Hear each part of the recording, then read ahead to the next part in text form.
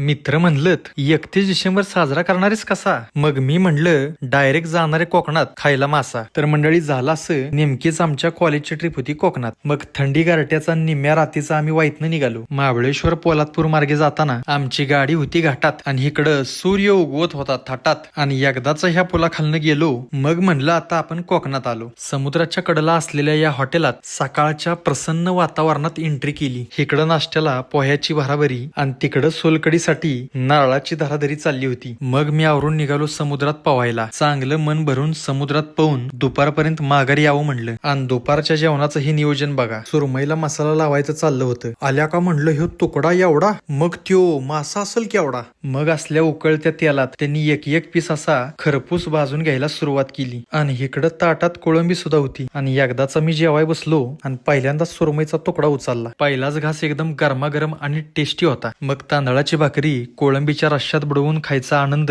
शब्दात सांगता येणार नाही. तो फक्त चेहऱ्यावर दिसतो. आणि हे बघा ताज्या कोळंबीचं कालवण. मी इकडं भाकरी खात होतो आणि मधनच सोलकडी बी पित होतो. सुरमई तर काही संपता संपत नव्हती. तरी बी एक एक तुकडा चावून काट काढून बाकीचं खाऊन टाकलं. आणि ह्यो बाबा तर सोलकडी वाटीनं नाही जगाना वाढत होता. मग शेवटी भातात कोळंबीचा रस्सा पण वाटला. मग बसून बसून मी अख्खं ताट खाल्लं पुसून. थोडं बाहेर जाऊन बघितलं तर इथं खोबरं खिसायचं सुरू होतं. आणि ह्यो बघा कोकणातला प्रसिद्ध उकडीचा मोदक. मग काय पहिली मधली तुपाची वाटी उचलली, मोदकाव तूप शिपडलं. अहो मी पहिलाच घास होतो गिळत आणि तूप ताटात होतं गळत. म्हणलं आपल्याला तिकडं असलं नाही मिळत. मग खाल्लं सगळं हसत खेळत. मग संध्याकाळी मुरुड मधनं बाहेर पडलो आणि परतीच्या प्रवासाला लागलो. जाऊस तवर रात्र झाली होती, म्हणून रात्रीच्या जेवणाला पोलादपूरच्या अलीकडे हिथं गाडी थांबवली. थंडी गारट्यामुळे हिथं त्यांनी शेकोटी पण पेटवलेली. थोडी लाकडान कागद घातल्यावर लय भारी शेकोटी पेटली. मी बी त्यात मग दिवसभराचा आलेला थकवा शेकला. इकडे एकदम गरमागरम रोटी भाजायचं काम सुरू होतं. एकदाची आमची गरमागरम जेवणाची ताट तयार झाली. हॉटेलचं नाव होतं आर्या किचन.